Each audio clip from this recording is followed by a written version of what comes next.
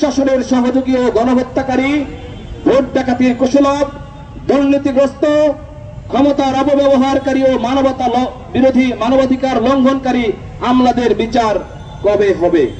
এই প্রশ্নটির উত্তর বাংলাদেশের মানুষ খুঁজছে।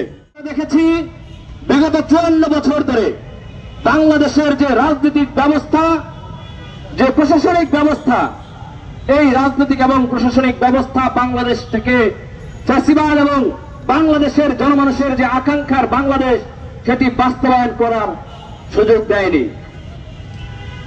যার ফলে আমরা দেখেছি বিগত সময় এবং বিগত 24-এর গণ আন্দোলনে পলাতক স্বৈরাচারী শেখ হাসিনা সরকারের যে রাজনীতিবিদরা ছিল তারা কিন্তু সবাই পালিয়ে গেছে এবং রাজনীতিবিদদের সকলের নামে মামলা হয়েছে এবং বিচারিক কার্যক্রম চলছে, তাদের দলীয় কার্যক্রম নিষিদ্ধ হয়েছে।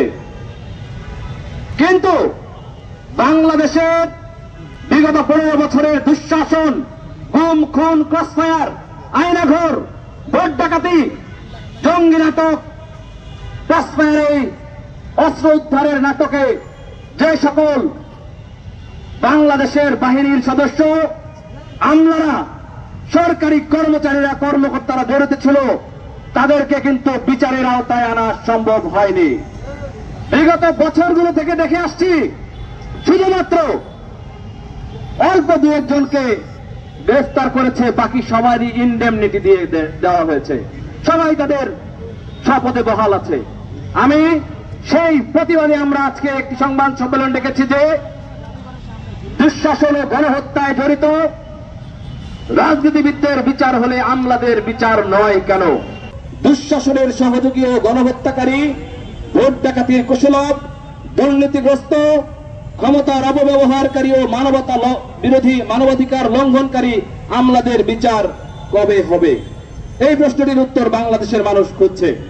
আমরা লক্ষ্য করেছি বিগত সময়ে গুম, খুন, দুর্নীতি, হয়রানি, রাষ্ট্রীয় মদতে সন্ত্রাস ও দুঃশাসন কায়েম এবং ক্ষমতার অপব্যবহার নিয়ে অভিযোগ উঠলেও রাষ্ট্রের সে সকল কর্মচারীদের কোনো বিচারের আওতায় আনা হয়নি।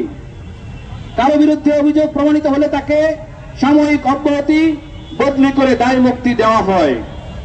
খুব বেশি গুরুতর করা হলে অপরাধ বরখাস্ত করা হয়।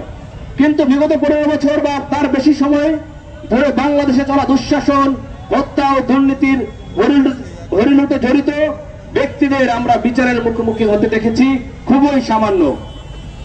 আবার রাঘব বোয়াল হলে তো তার বিরুদ্ধে তদন্তই হয় না, সরাসরি দায় মুক্তি।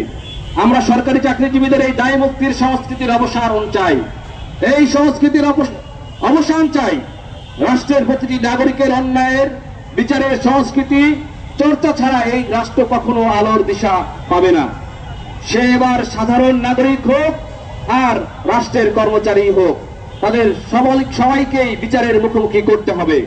বিগত সময়ে এই দেশে বারবার ঘটে যাওয়া দুঃশাসন, রাষ্ট্রীয় গণহত্যা, গুম, খুন ও দমন পীড়নের দায়ে শুধু রাজনৈতিক ব্যক্তিদের বিচারের আওতায় এনে রাষ্ট্রকে এই ঘৃণ্য পরিস্থিতি থেকে উত্তরণ সম্ভব নয়।